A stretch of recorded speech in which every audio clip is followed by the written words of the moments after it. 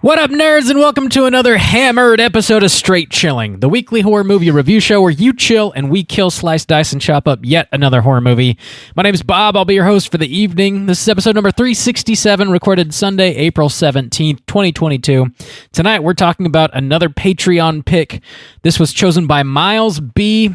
The movie is The Curse of Frankenstein from 1957.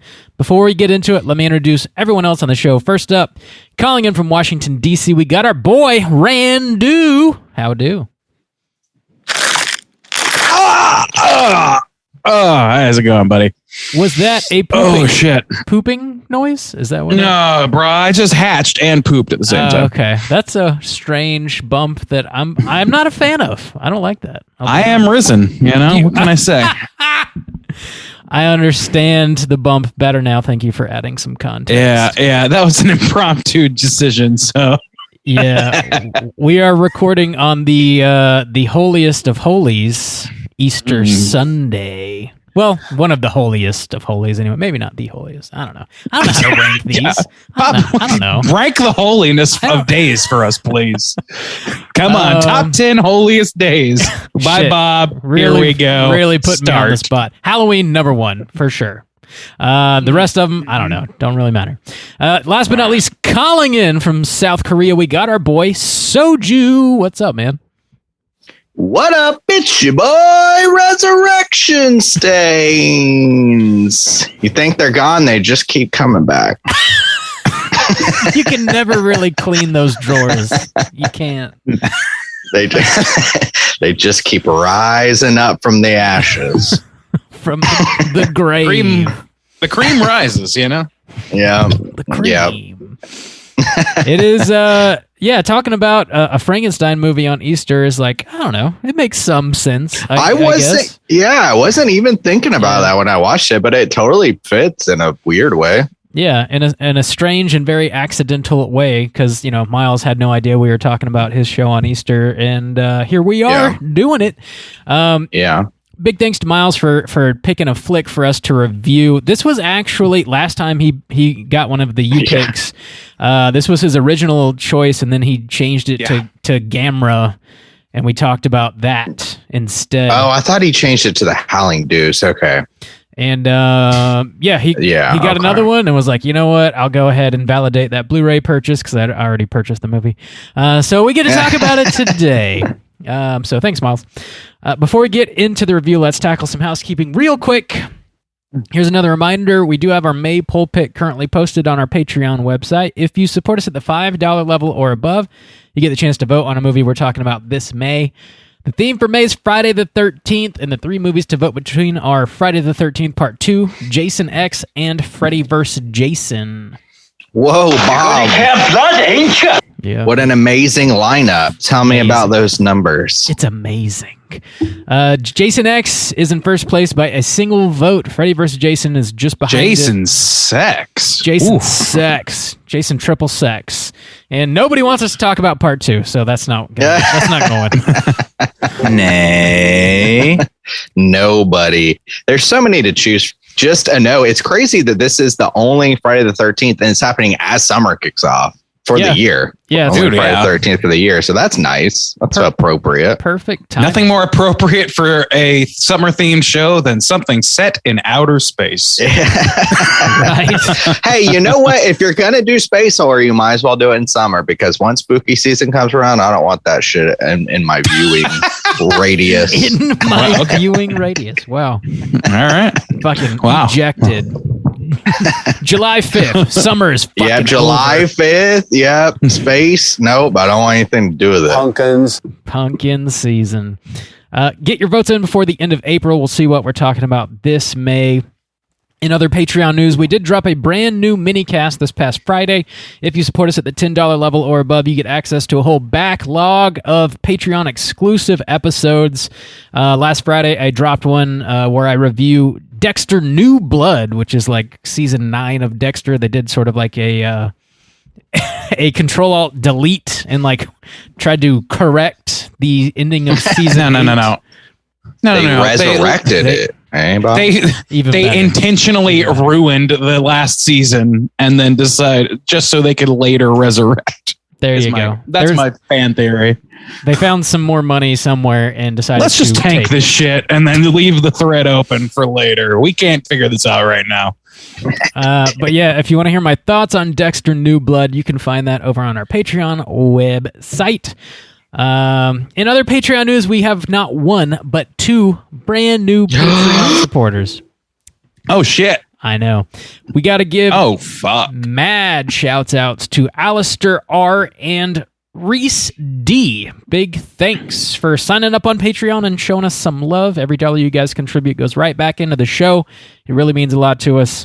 And as is tradition around these here parts, we owe Alistair and Reese the straight chilling salute. These go out to you. Slap me in the ass. And one more. Oh, God. Slap me in the ass. Oh, God. Oh, God. Slap me in the ass. Slap me. Keeping us pert and red. God thank you. Thank you for the support. International squad showing up. Yeah. Whoa. Yeah, for real. Yeah. What else do we have going on here? That's all we got for Patreon. Here's your final reminder. We're doing a Straight Chilling meetup in Jacksonville, Florida, Friday, April 22nd. That's this Friday coming up. It's happening at Rain Dogs, which is a bar in town.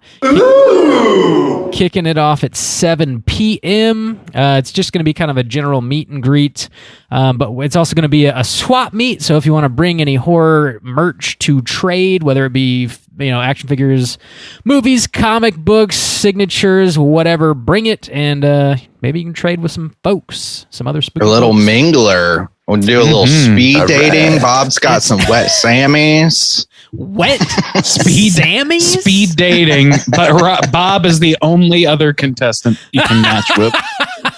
It's really just an auction for Bob's. Why are the sandwiches wet? You have to meet in his van. They have extra toppings. Just means they're good. Extra toppings. Mystery toppings. I guess. It just makes me think of that vacation movie where the dog pees on their picnic basket and all their sandwiches are soaked with dog urine and they eat them. And much on some gravy. There you go. None of that's going to happen at the meetup, though, just to be very clear. It'll be fun. Friday, April 22nd. Mark your calendars. Last thing I have is we're doing another raffle. All you have to do to enter the raffle is leave us a 5-star rating and a nice little review on iTunes. You'll be entered into the raffle. We're going to be giving away just a straight chilling care package with some of our merchandise and also general interesting, hopefully horror related stuff. So get that in before the end of the month, and then we'll go ahead and do our raffle first week of May. Whoa. Oh, yeah. That's all I got. Do you guys have anything? Do we ever? Clean. Sometimes you do. Sometimes you do. Do we ever? This house is clean. All right, let's jump into the main event. We're talking about the Curse of Frankenstein, and we're kicking it off with the back of the box. What's on the back of the box? All righty. I know you got that box because you ordered it a year ago. Give me that box, Bob. I got it. I got it right here. I was in town when you bought that. You saw the mistakes live. Miles, many mistakes in my damn time. you. We're talking the Curse of Frankenstein. It's got a death curse. It does indeed have a death curse. It is from 1957. This is a Hammer horror film. Directed by Terence Fisher. It was written by Jimmy Sangster and, of course, based on characters from Mary Shelley. Stars Peter Cushing, Hazel Court, Robert Urquhart, some other folks. Before we get down to it, I got a little synopsis that's on IMDb. The back of the box actually does not synopsize anything. It just kind of claims that this movie kicks a lot of ass. So I'm just going to read this shit off IMDb real quick. I mean, that's not too far off from general back of the box a lot fair, yeah. but all right. Box quotes. IMDb says, while awaiting execution for murder, Baron Victor Frankenstein tells The story of a creature he built and brought to life, only for it to behave not as he intended. Gentlemen, had you seen this movie before? Would you recommend people check it out? Randy, kick us off. No, I had not seen this film before. And in fact, like I had mentioned this on the Slack, outside of like more recent Hammer revival productions, this is the first like Hammer in its heyday film that I have seen, at least that I'm aware of. I would generally recommend, if you kind of know what you're in for with that, I think that this is kind of like a pretty solid, 50s era gothic horror. So if that sounds like it's up your alley, then you're probably in good hands here. I'm not sure how to elaborate on that exactly, so I'm just going to leave it as is. All right. Juice, what about you? I had also never seen this before. I would give a loose recommend, I guess. Just for the 50s era, it's a decent entry into what I've seen from the 50s, which I generally kind of dig on. I'm coming to find out. I kind of like that time period of horror, and this is solid. It's not the Frankenstein story, in my opinion, and it's not going to be like one of the top Frankenstein films that I've seen. But I don't know, but it's decent enough for the 50s, I think. So, right, yeah, on. Generally, wow. Yeah, Bob. You watched this last year, right? Yeah, this was the second time I watched it. And yeah, kind of like you guys, I do recommend this movie, but I think a lot of people do struggle with older horror, and like this does have that sort of like 50s vibe going on, for better or worse, and we'll get into it, but I think if you hold this up to like modern standards, it moves a little slow, but at the same time, I think when the action does kick off, it's like interesting and like brutal enough. So like go into it expecting a movie from the 50s that's probably going to move a little slower than you want it to, and I think you'll enjoy it for what it is, or at least I did. So yeah, a very qualified recommendation from the three of us. So plump, so right. So plump. That Frankenstein is so plump. That's a plump Frank. Let's go ahead and drop that spoiler warning and get into the rest of the movie. Here we go.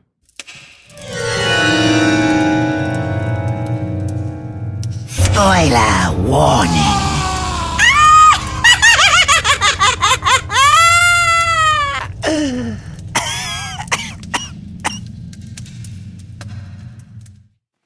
All right, boys. We're doing it.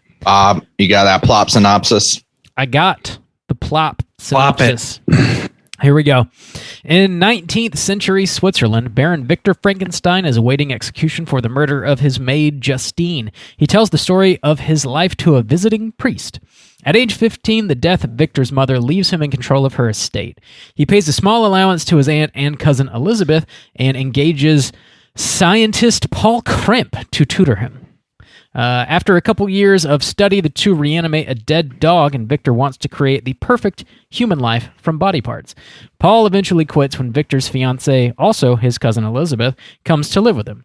Victor builds his creation and completes it with the brain of a distinct scientist he murdered by pushing over a banister. Paul tries to stop him from removing the scientist's brain, causing damage to it. Victor brings the creature to life, but the damaged brain causes it to be violent and psychotic. The creature kills an old blind man in the woods before Paul shoots it in the eye, and Victor and Paul bury it. Paul leaves town, and Victor digs the creature up and brings it back to life yet again. Victor's mistress, Justine, claims she is pregnant by him and threatens to tell the authorities about his experiments if he doesn't marry her. Victor then allows the creature to kill her. Paul visits the house the evening before Victor and Elizabeth are to be married, and Victor shows him the reanimated creature yet again. The creature escapes and threatens Elizabeth's life on the roof. Victor accidentally shoots Elizabeth and throws an oil lamp at the creature, causing it to ignite and fall through the ceiling into a vat of acid, destroying it. The priest doesn't believe Victor's story. Paul comes to visit him, and Victor begs Paul to corroborate what he's told the priest. Paul denies the entire experiment and joins Elizabeth outside the jail, telling her there's nothing more they can do for Victor. Victor is then carried off to the guillotine. Roll credits. All right, yeah, so I have like a little bit of Hammer horror history. So this is the first like Hammer proper we're going to be talking about on the show. We talked about The Lodge, which is like a modern Hammer horror release. But this is kind of like the first one that has that Hammer look, and I kind of wanted to contextualize the movie a little bit. This is the first one? Yeah, the first Okay. Hammer horror we're talking about. So, okay. But wait, you said that has that look. Yeah. The first one that we're talking about, the first one that was made. Both. Okay. Oh, fine. I'll get into more of that. So, Hammer Horror, the company, well, it's actually just called Hammer, was founded in 1934 by a comedian named William Hines. His stage name was Will Hammer, which was, he got his name after Hammersmith, which is where he is from. Damn. So it was Hines. what is it with comedians just like doing baller ass fucking horror shit? Yeah. Like that's true today. Well, let me finish. The company was in bankrupt in 1937, so it didn't last too long. However, film productions did start back up in 1947 with the release of Death in High Heels. And then Hammer Horror, as we know it, was sort of born in 1955 with the release of a movie called The Quatermass Experiment. And that was super popular. The Curse of Frankenstein was then released in 1957. That's what we're talking about tonight. This was their 60th release out of 174 movies to date. It was the first Hammer horror to be filmed and released in color. And its worldwide success sort of like helped brand Hammer as being a very distinct type of gothic cinema. And it was the first to have that sort of classic Hammer horror look to it. Gotcha. So the company of Hammer chose to submit their scripts to the British Board of Film Censors, which is basically like the British version of the MPAA. They didn't have to submit their scripts, but they did have to submit their movies to get the rating certificate. But they sent over the script for this movie, and the BBFC said this about it. We are concerned about the flavor of this script, which, in its preoccupation with horror and gruesome detail, goes far beyond what we are accustomed to allow, even for the X category. I'm afraid we can give no assurance that we should be able to pass a film based on the present script, and a revised script should be sent to us for our comments, in which the overall unpleasantness should be mitigated. Which Who are you calling a cootie queen, you lint liquor? the overall, Mitigate that unpleasantness. Overall, Mitigate the unpleasantness, you bastard. Those Brits, they sure know how to censor, don't they? They Interesting. European style. they did not change anything and just made the movie. Hell So yeah. it worked out apparently. That's how it works out. The last little bit of information here was the company was then again dissolved in 1979 to be later resurrected once again in 2008 with the release of a movie called Beyond the Rave, and then they subsequently released Let Me In, The Woman in Black, as well as its sequel, and most recently, The Lodge. Whoa, Bob, your favorite. Lodge. I love Lodge. All right. So, yeah, a little bit of background for Hammer Horror since we've never really gotten deep like on the show with it. Yeah. Let's dive into this Frankenstein movie. So one revelation for me was I didn't realize that Peter Cushing was in so many horror films. You know, like I knew he had a reputation, and I'm not very, especially Hammer horror. I'm not very familiar with Hammer horror. I haven't seen a whole lot, but I was just kind of going back, and I was like, oh, what else was he in? I was like, holy shit. He was like Van Helsing. Everything. And just everything. Christopher Lee as well. They were like sort of, I think the two of them together were in like 50 movies or something like that. And a lot of them were like Hammer horror movies where they would sort of like trade playing like, the lead in the monsters. Like Christopher Lee in this movie is Frankenstein's monster, but he would then go on to play Dracula several times. He played the Mummy. He was in a ton of these movies. They were in a ton of them together. So they're sort of like a 1-2 hitter. Yeah. Let me ask you this. Yeah. So like, I mean, I know that like those two actors in particular are heavily associated with Hammer, but in terms of like visual style, like is it just about like the gothic sets and the color pop that gives like the Hammer horror its sort of like aesthetic that people associate with it? Yeah, I think that's largely it. Not all of the movies they made were really like that. They made a lot of like science fiction stuff as well. But like the classic like Frankenstein and Dracula type movies do have that sort of slow moving gothic feel that was obviously inspired by, you know, the Universal movies. Then that like really deep saturated color palette. Yeah, that's kind of like the Hammer vibe. It's their hallmark, the Hammer hallmark. Yeah. And they also like would linger on the gore in a way that I don't think was done much before, especially not in those like Universal movies. So you're seeing these characters that you're sort of familiar with, but with like vibrant red like blood, and it's just a little more like modern for the time anyway. It's a little more gore heavy. Yeah, you know what's interesting? Go ahead. I'm sorry. I was just going to say, I kind of want to talk about the gore, but finish up with the idea of the Hammer horror. Yeah, no, I mean, this is kind of an offshoot too, but like kind of in that vein. Is it like this movie? Like I hadn't seen it. Like personally, I hadn't seen any Hammer horror that was from this era, from like whatever the second wave. But I was kind of vaguely aware of it. I knew about Peter Cushing and goddamn blanking Christopher Lee. Thank you. I know they're in their involvement, but watching it and I was looking specifically to like define for myself what the aesthetic was, like you just did.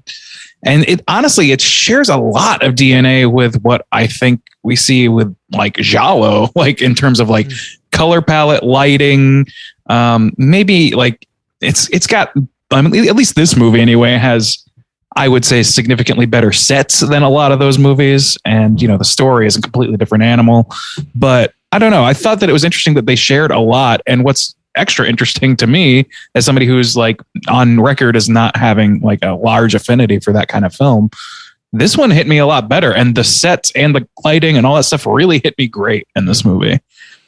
So I don't know. It's interesting. And that this is like a 57. I was looking, it reminded me specifically of Black Sabbath, the Bava picture. Yeah. And I had watched that a few years ago. And that was released in 64. So it's like predating these movies that I would like visually see as brethren to this style, this aesthetic, which is kind of cool. Yeah. And Bava, I think, is sort of oftentimes quoted as being the father of Giallo. And then, you know, we had Argento come along and kind of perfect it after him. But like, yeah, like the early 60s were probably influenced by these movies, and these movies were probably influenced by the early Giallo pictures, you know, kind of like full circle. Everybody's watching It's everybody like else's shit. Snake eating its own tail, bro. Yeah, brother. It's like a full circle rainbow, bro. You know? So talking about the gore and kind of this launching Hammer horror and the Frankensteins and Draculas of it all, we'll say like I felt like they captured the idea of Frankenstein, the monster, better in this film, because you had the 1931 film, which still kind of cements that's an iconic Frankenstein, you know, with the kind of bolts in the neck and the, you know, what Young Frankenstein spoofs and that kind of thing, you know, the lab and Igor and shit like that. But this Frankenstein's monster, I feel like, is a lot closer in idea, like visual wise, to what I feel like Mary Shelley wrote. He's tall, which he is in the other one too, but like mostly he just looks like a corpse, kind of, you know, a pieced together corpse, which is what he is, kind of. And so I was pretty impressed by the just kind of melty face looking shit going on they had, and the eyes, but it's weird though, they go completely in the opposite direction on Frankenstein himself. Like this is absolutely nothing like the Frankenstein story, which kind of bothered me, honestly, because I feel like that story is so iconic, and I feel it's very, very well written, especially even like looking back at it today, it's like impressively written, and the themes that they play with are more interesting. And I think making Frankenstein just a straight up villain was kind of like weak for me personally. I wasn't really about that change. So I'm interested in here. I'm sorry, Bob, go ahead. I don't know if this is the exact reason why they changed sort of like the character of Frankenstein and how we're perceiving him. Because, yeah, he's like pretty unredeemable. But whenever they were going to make a Frankenstein movie, like they immediately got served a lawsuit by Universal saying that if anything in their movie even slightly resembled their Frankenstein movie, that they were going to sue them. So like they had to like completely change. They were forced to change the look of Frankenstein's monster specifically, which is why they look really nothing alike. And I'm sure they were forced to change the character of Frankenstein himself as well to some degree. Anyway, I don't know like if how much of that was written before or forced upon them. Well, that's the thing. I mean, in 1931 Frankenstein, I feel like it would have almost been easier for them to just kind of swing it in the other way because that one's pretty far off as far as like the big lab, the things, the big metal pieces that they have in there, like this assistant, the way Frankenstein looks, it's all pretty actually off from what the book is as well. So that's interesting that maybe they were really just trying to cover their bases because they're like in the book, there's no Paul. Right, but there is, like to say like, oh, we got to change Frankenstein completely. Well, I mean, in the books, you have like a Justine. I don't think she's in the 1931 Frankenstein or whatever. So I don't know. Maybe they had a little bit more like freedom with that. I don't know. For me, I was just kind of like, man, the story Frankenstein written by Mary Shelley is so good that I couldn't help but feel like a little cheated by just having a straight up villain Frankenstein. See, I don't know. Like to me, I read like I read probably like 3/4 of Frankenstein in high school and skipped the rest. So my memory of it is pretty spotty, but I remember like Victor being a pretty terrible person in that book. Is that not true? Like this. No, not at all. No, I mean, I guess I could give a quick rundown of the book, like a little spoiler, I guess. But I mean, essentially, like Victor starts off really smart and curious, and he studies. And then as he starts to get older, his kind of mom dies. And through that grief, he just pours himself into studying and isolating himself to keep his mind busy, to keep off of that. In that, he discovers this idea of, resurrecting life. And honestly, in the book, that's kind of like one of the problems I have with this story too, is like, that's just like a minimal thing. Like, it's like, oh, it just kind of happens. He's not killing anybody to steal their brain. I think he does maybe do a little grave robbing, but just a little bit. But essentially, as soon as it happens, he's so disgusted by it, and he has just thrown himself into kind of this fever dream of like depression and just isolation and work that he legit is so struck by the horror that he passes out, is found by his friend and like nursed back to health. And he's like legit, like what happened? And in that time, the monster has escaped and goes through its own tortures out in the wilderness that develops it into the monster. Like, society hates me because I'm ugly. They'll never accept me. Like, you abandoned me. But he legit just like passes the fuck out. Like, and it was like, dude, and then the monster as a revenge goes and starts killing his family. Like, I'm never going to let you rest unless you make me a companion that will accept me for who I am. And so then he's like, doesn't he reject his monster pretty much out? I mean, I just remember having a lot of detailed discussions about is the monster like, so by in some way the hero versus no, because Victor. when they come back together, so he passes out in his lab. He's like, I don't know, the next time he meets the monster and they have a conversation, the monster has found its way back to his hometown and has killed his younger brother and framed their longtime butler or maid or Justine, and she's hanged. So like, the monster has killed his brother and framed their longtime maid for the murder.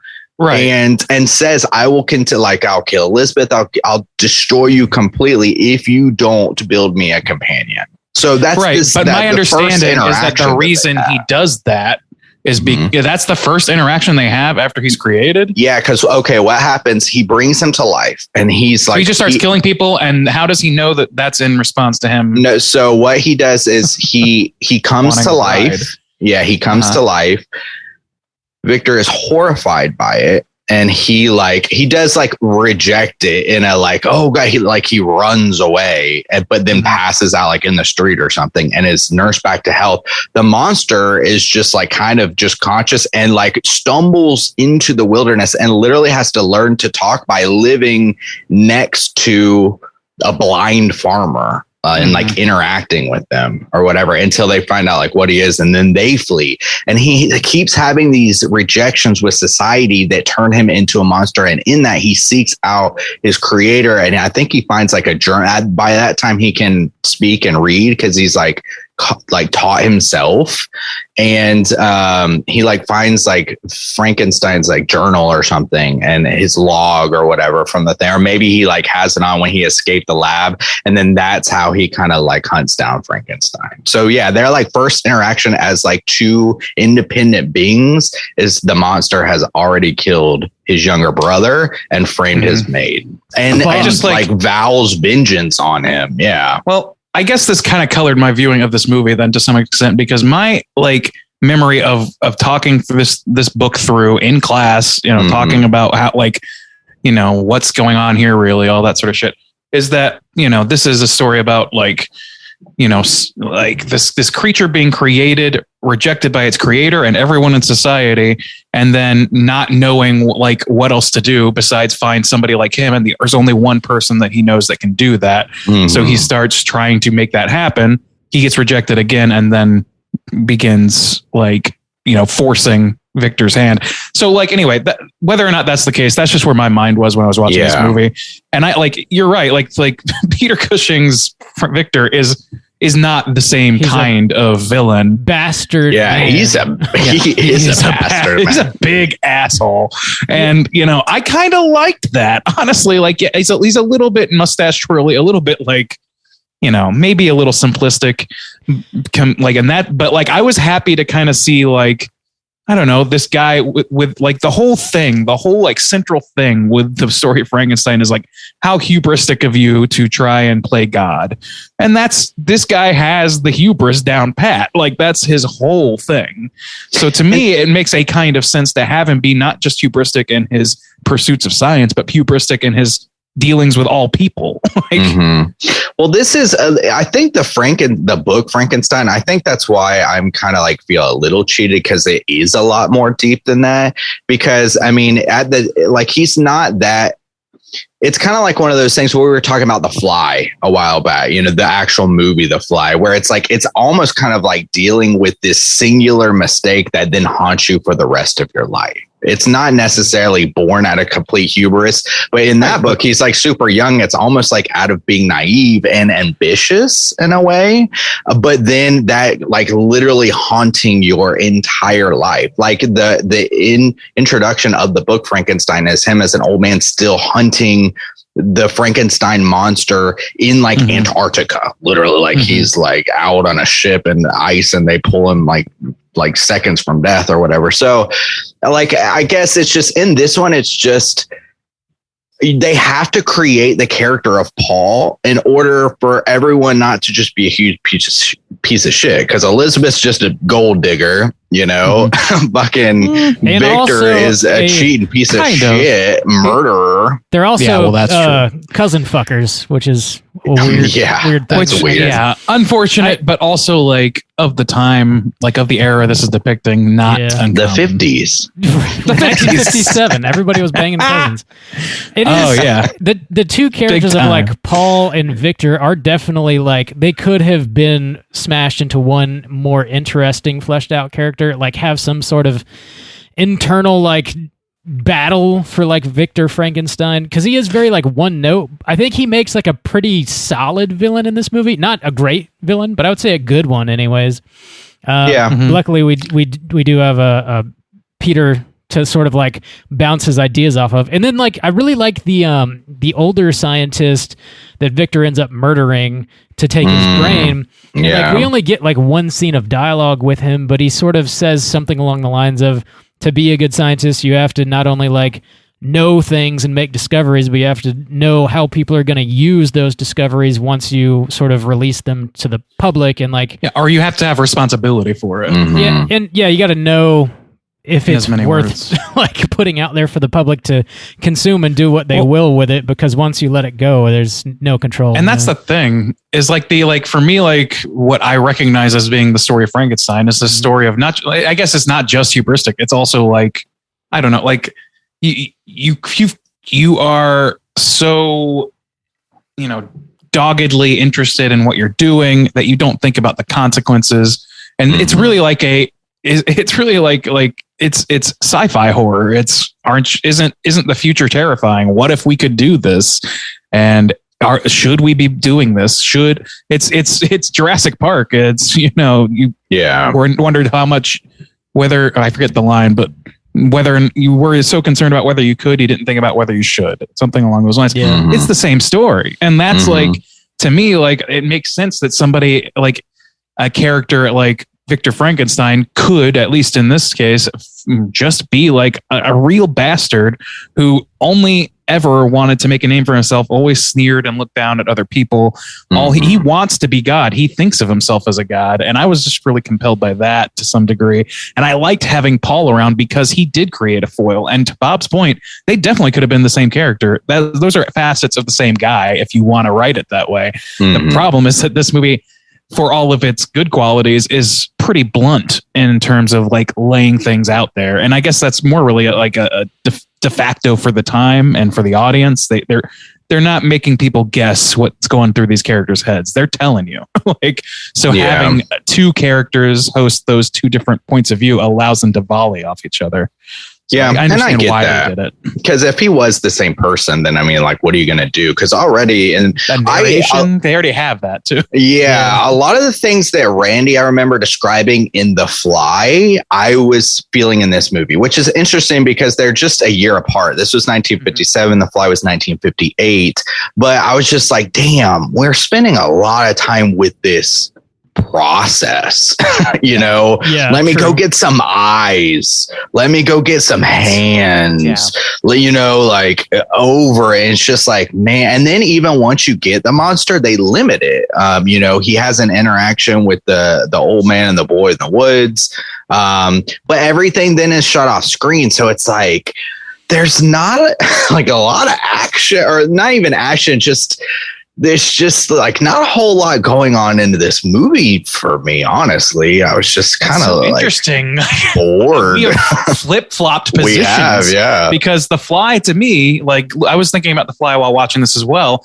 The Fly definitely, like, first of all, it neglects its best actor, which is like kind of the real rub for me, is that like, yeah, they have similar like beats, similar, pacing if you like look at it in isolation. But because Peter Cushing is so fun to watch, because the guy playing Paul was doing a great job, in my opinion, and because you've got Christopher Lee, even in the minimal amount of time he has on screen, even like, I think they do a lot with the conversations that they have that The Fly only really had in the writing at best, and the acting did not portray it the way that Peter Cushing did.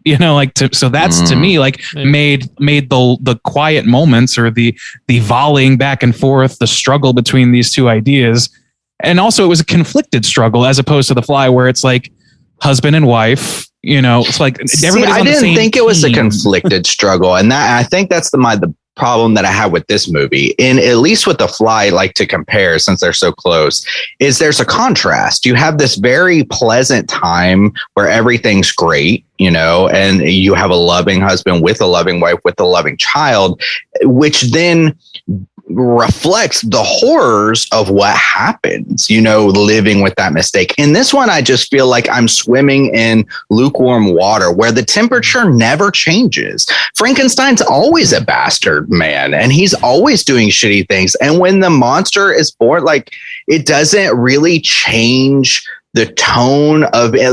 Paul is still the good guy, and he's still preaching the good word. And nobody ever changes in this film. It's always the same temperature. It's not hammered very well.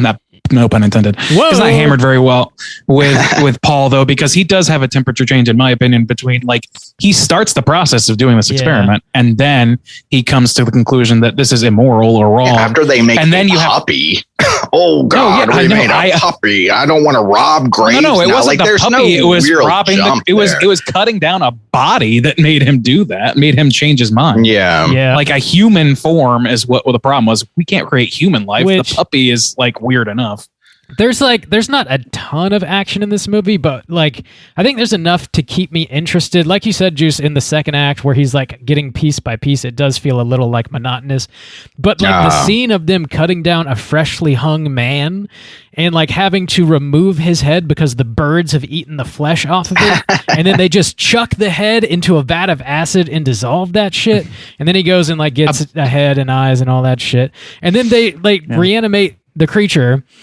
And then they shoot it in the eye, they kill it, and then bury it again, and then Paul leaves, and then fucking Victor's bastard head ass goes and like resurrects this creature again. And then, I don't know if you guys noticed this, I found this to be kind of strange. When he gets it back to his lab, he like hangs it from the ceiling again for maybe it's to like get it in the vat or something. I don't know, but it's just like hanging in the corner. And I was just like, I don't know. It was like a weird kind of creepy shot, but I thought it was a creepy shot. And like, I didn't really think about the logic of why, but I thought it was cool to look at anyway. But it's like hanging and he reanimates the thing again. And now it has twice the brain damage because the brain was, initially damaged when he put it shot in. with a bullet. Yeah.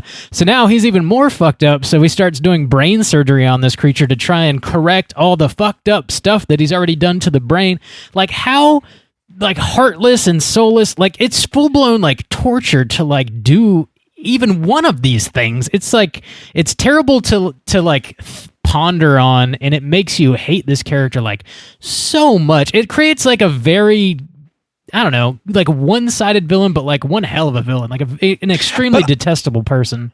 Yeah, that's true. Definitely. But also I want to point out that like there is something I think that Paul's just like, if you're looking for the character that has like a little more depth, Paul is the guy. Because like not only does he have that sea change in himself, but also later on he has this whole discussion with Victor where Victor and his fucking rotten ass finds a talking point that has some truth to it, which is that you fucked this brain up. You like it's because of your intervention, maybe, that this creature is unable to cope and is violent.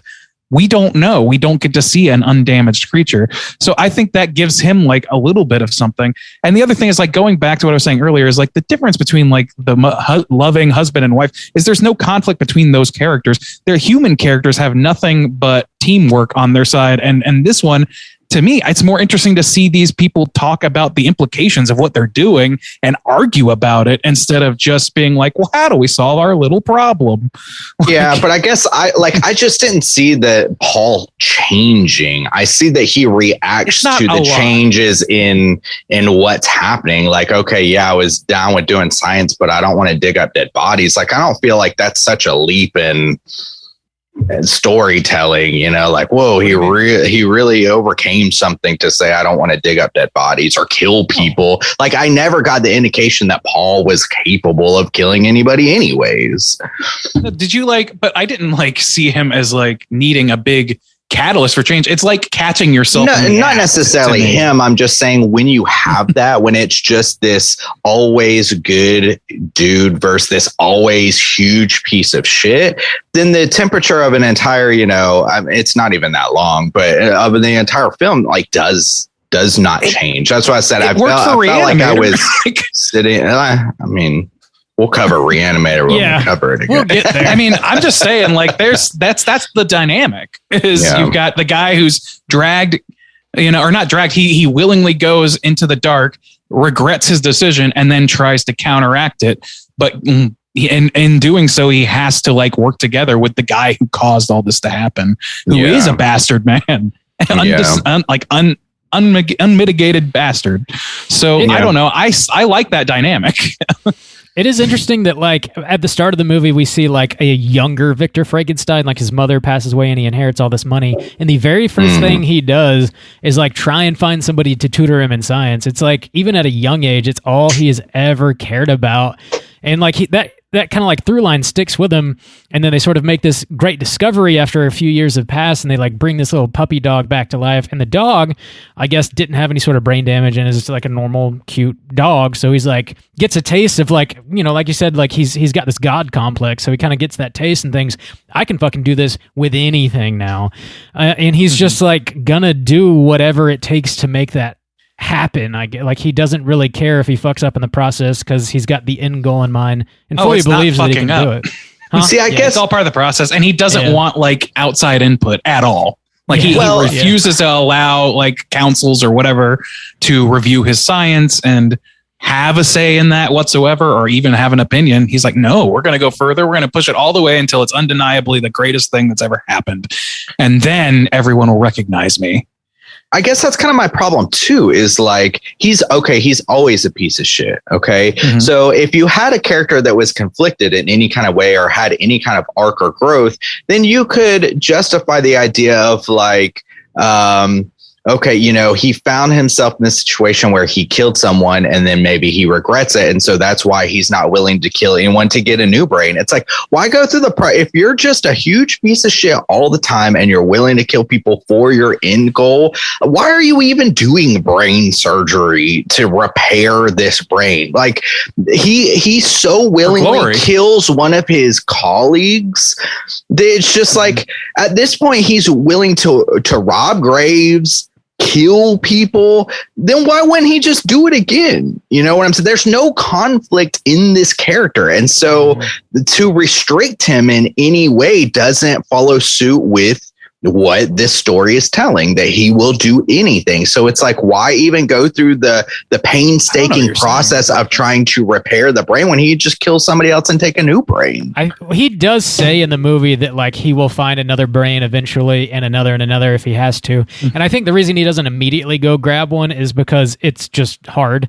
Like he found that one scientist who was very brilliant, and that's why he wanted his brain, but he also happened to be old and like, you know, someone very easy to like get the jump on. Family. Yeah, he buries him in his own crib because he's got no family. So it's just real easy for him to do that, you know.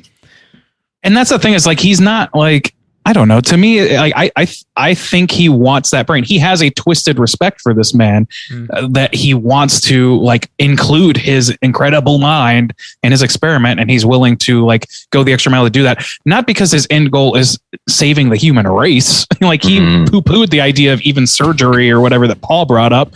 All he cares about is the glory of becoming the God who created life in a human being.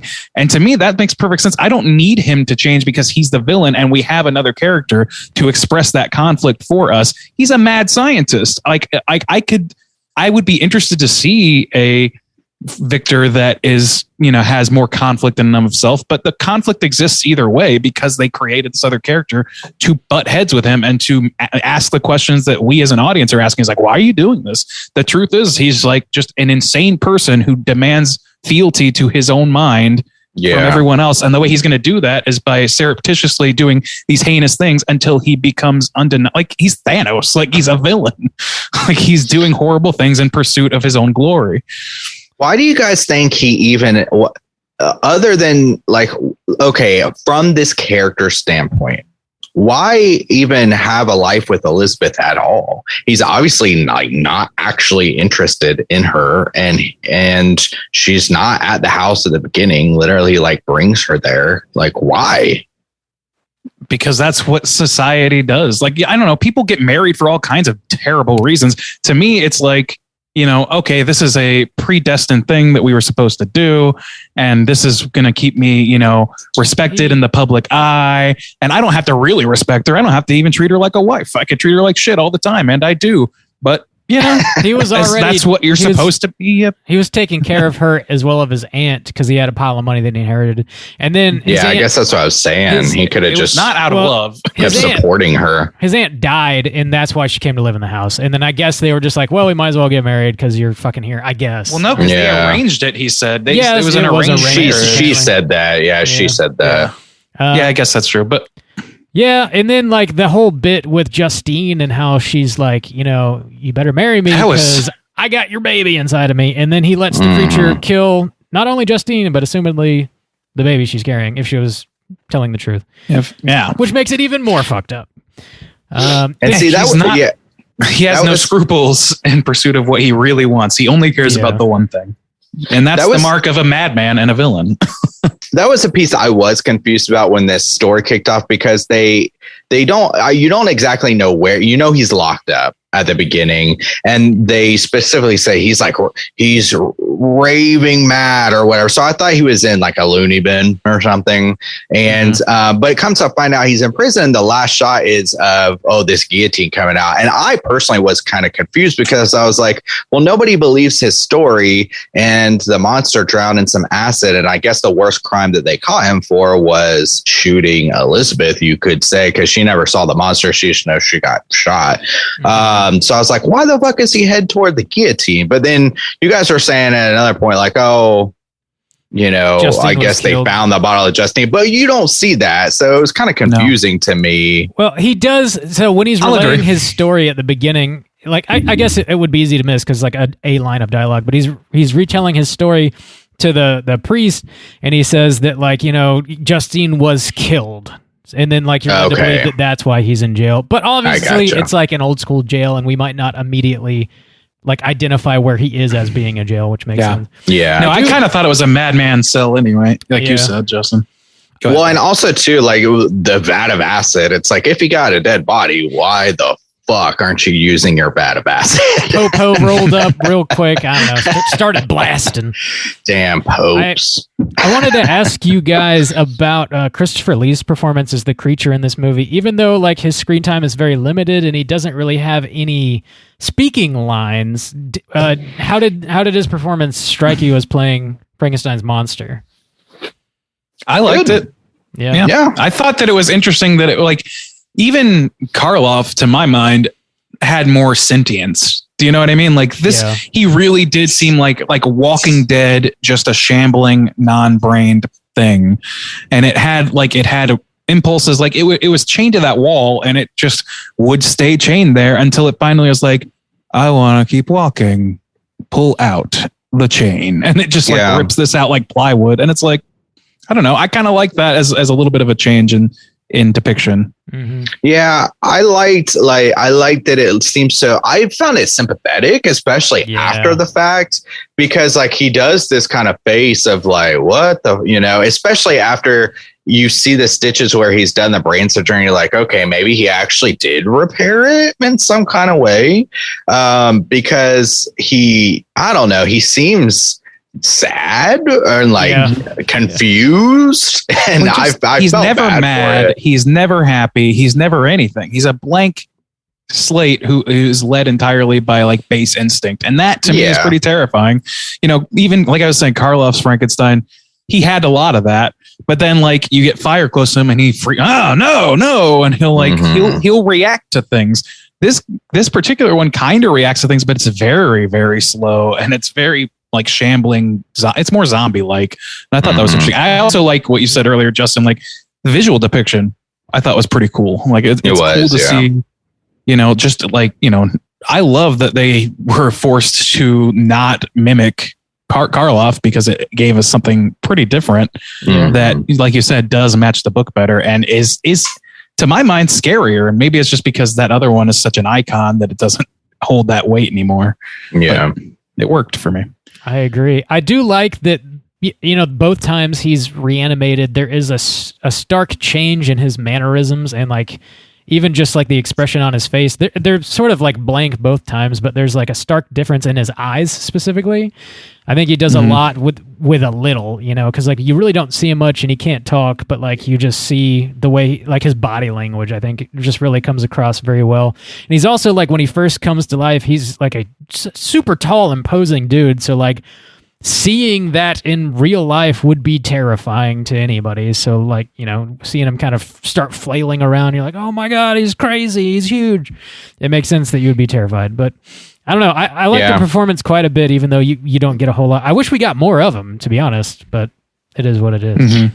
That is one of the things. He since he's a real man, and Christopher Lee's a tall guy, but he's also kind of lanky. Yeah, that is one of I think in the book, Victor makes him bigger because, and I don't know if he is grave robbing in the book, because I think they specifically said they made him bigger because the size of actual human organs and like putting the tendons and stuff together was too small. And so he had to like scale it up in order for him to make it easier to work on it. Yeah. So now I'm wondering, like, but then if he was creating these things, like I said, in the book, the idea of the process is a lot more like chill. Like they're just like, he does it, you know, it's not this like process. He does it. Yeah. It sounds real chill. Taking one quick step backwards, because I kept wanting to say this, like the guillotine thing at the end, I feel like was a missed opportunity, because I thought for sure as they were leading him out that they were going to hang him from the same gibbet that he found the body on, the original corpse. That's a good call. That'd be pretty good. Yeah, I thought that would have been fucking awesome. That would have been and great. I was so excited. Instead, they kind of did this like distant shot of the guillotine going down. I guess it's harder to kind of like. The guillotine, I mean, it's so distinctive to show through that window shot like they did. Mm-hmm. You know, the silhouette of it looks good, but yeah, I agree that, yeah. I just kind of wish that had happened a little bit differently. I mean, it's still a good ending, but it could have been a lot more poetic with that in my mind. I feel like I'd much rather go out with a guillotine personally. Nice and quick. Well, I mean, I'm not talking about whether or not he enjoys it. Yeah. Oof. Woof. I wanted to, if you guys will indulge me once more, like whenever we talked about the Wicker Man, I feel like we very briefly, Wicker Man, we very briefly touched on the life of Christopher Lee. And I wanted to circle back to hit on a couple things that he achieved in his life.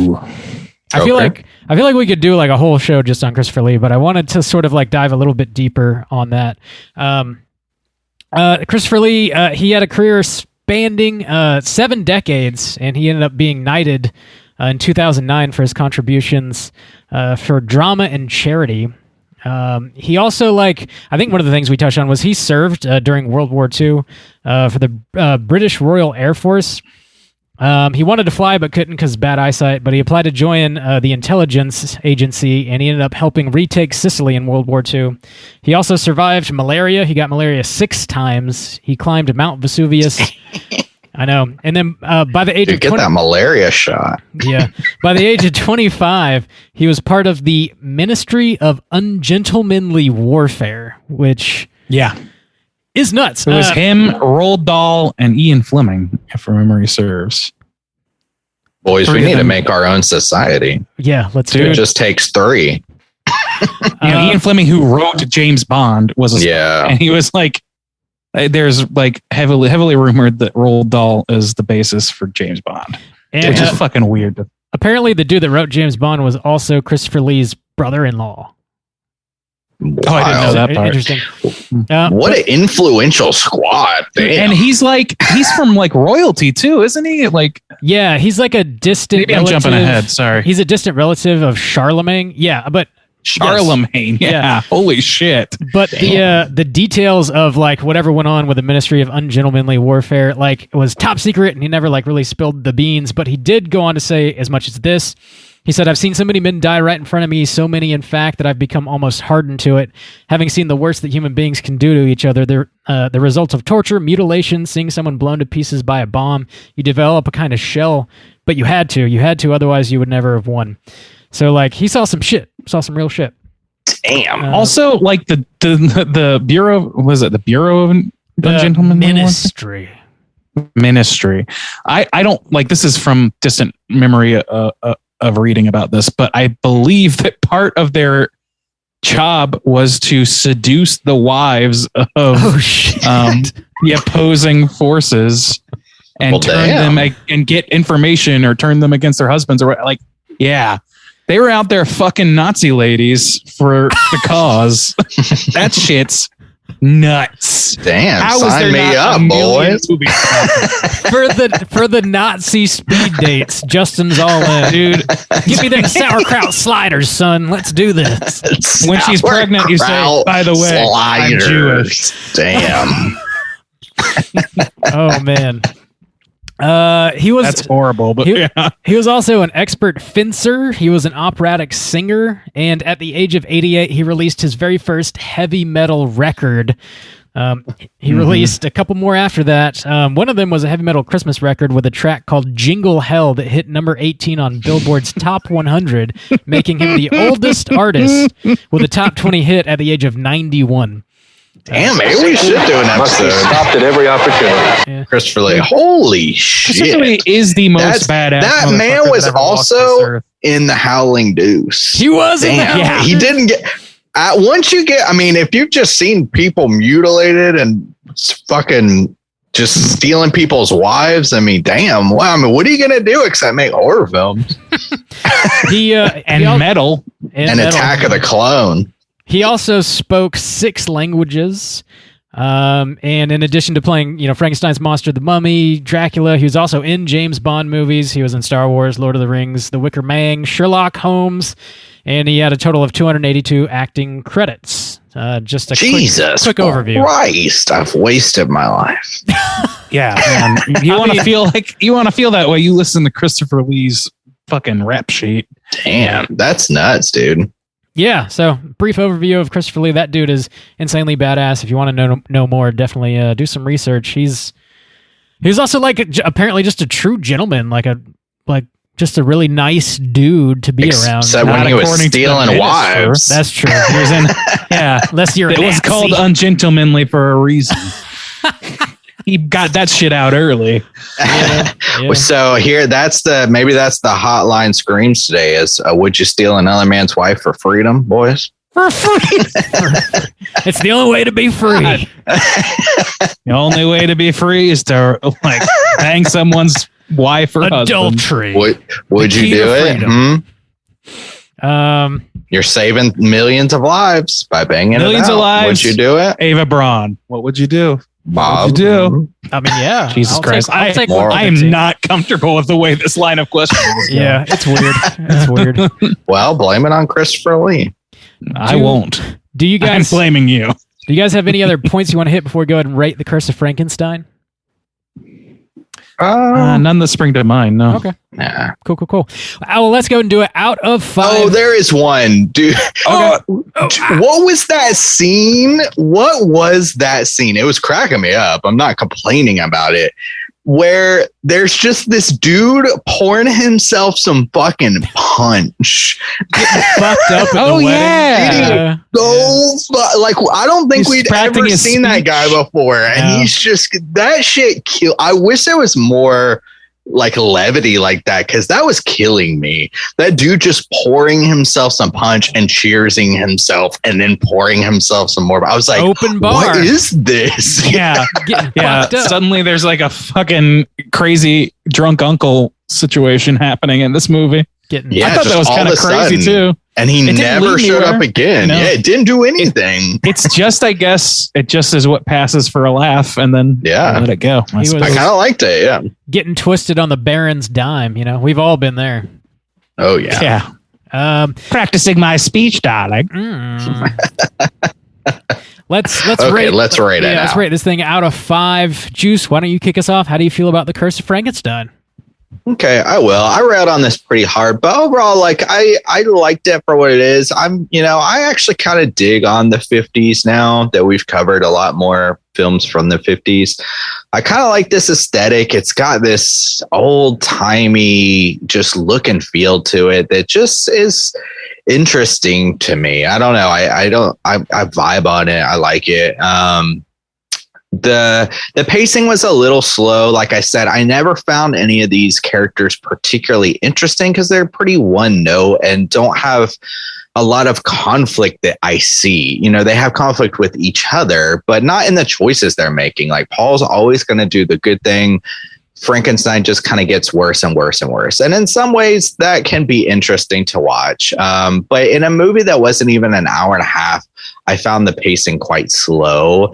And especially once you're leading up to the creation of this monster and the monster is created, the fact that we get so little of him and so many things happen off screen that I just felt kind of cheated in a way, because I was like, I'm just gonna watch Frankenstein get. I already like from like minute 15, I knew he was a piece of shit. Like, I don't want to watch it the whole time.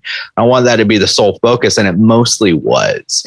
The visual effects on the monster look good. You know, the all black suit get up, Christopher Lee's tall. The makeup of the melty kind of face, the dead eyes worked really well. But then he sold some, you know, sympathetic scenes of where after the brain surgery and stuff like that, the bullet in the eye like looked good. It looked good. They did a good job with the setup of the lab and stuff too. And just like Elizabeth was a big nothing character to me. They're just, I don't know, just watching this guy make this monster that then doesn't lead to a whole lot just didn't compel me a whole lot. So I don't want to like, there were some positives. I don't want to like completely rail on it, but overall, I think I'm going to give it like a 2.5. Like, style and aesthetic wise is good. I don't like the changes they made to like the story necessarily, but I can understand why they might need to. But just watching this like dude go on and on and on making this monster the whole time, it wasn't that interesting to me. But I can respect the craft for sure. Right on. Yeah, Bob, out of 5, how do you feel about Curse of Frankenstein? I think I'm a little warmer on this one than you are. I really love the lab design, the color saturation, and just like the overall kind of feel of this movie.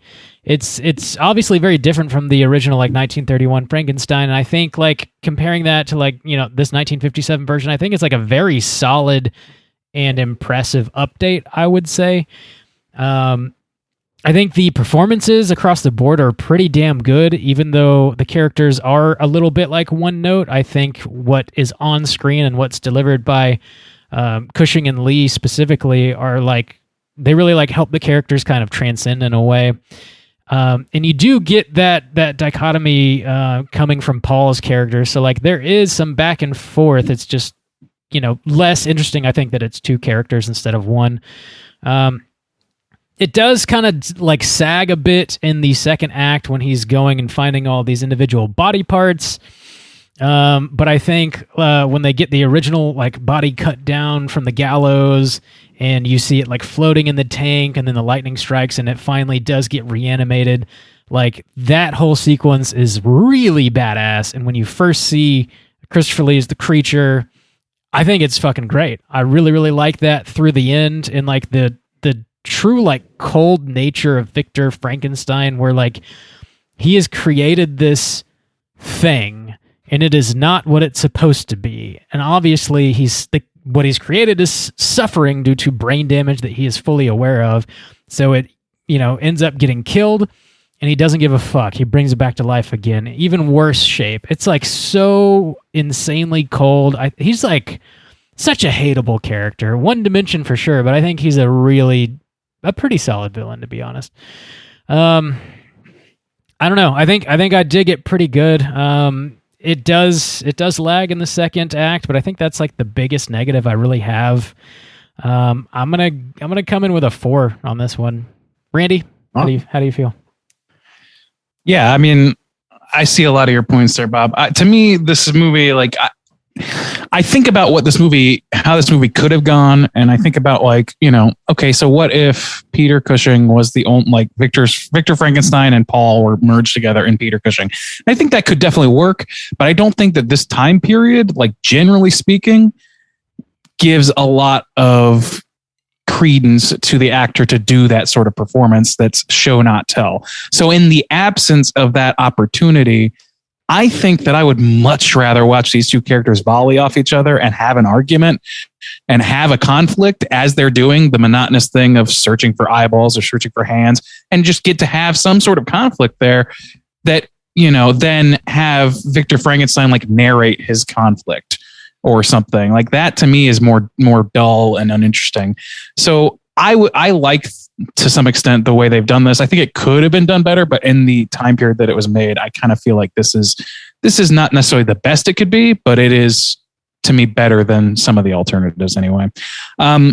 I think that, it's a short movie. I didn't feel all that, like, there's definitely some parts you could say lag. I didn't feel it, though, the way I felt it with, like, The Fly or whatever. Yeah. It's because I had that conflict between these two characters, like the voice of reason versus the voice of ambition. Like, I was interested in that. And I think that they could have done this movie better with a simple change, kept everything the same, and just changed the ending. To have the ending be that he is remorseful for what he's done. He's seen the error of his ways in some ways, and they're trying to get him to, give up the ghost on how to make this monster. Like, what did you do? Some scientist comes in and is like, you got to tell me how you did this. And he's like, no, I won't do it. Here's why. Here's my story. And then at the end, he gets hung from the same gibbet that he found the corpse at in his just desserts. I think those simple changes make this movie, bring this movie up a few notches for me. All that said, I think that the acting is pretty great. Not the best from the time period, but certainly to me, stronger than like The Fly, which is what we're using as a barometer. And, I think that the look of the monster is great. I think the costumes, the sets are incredible. I don't know. Like, I really enjoy like the hyper saturate. I haven't seen a whole lot of Frankenstein that was like this colorful, and there's something fun about that. So yeah, I like this movie overall. I don't think it's perfect by any means. And I do think that it suffers a little bit from being of its time. Where, I would have loved if they had just let Peter Cushing run wild and be, both sides of the coin that we see in Paul and Victor. But with that, the way they would have portrayed that at that time just doesn't mesh for me. So anyway, I think that this is a pretty good movie. I think it's going to be a 3.5 for me. And I'm interested to see more Hammer now. Like this kind of. Yeah, actually me too.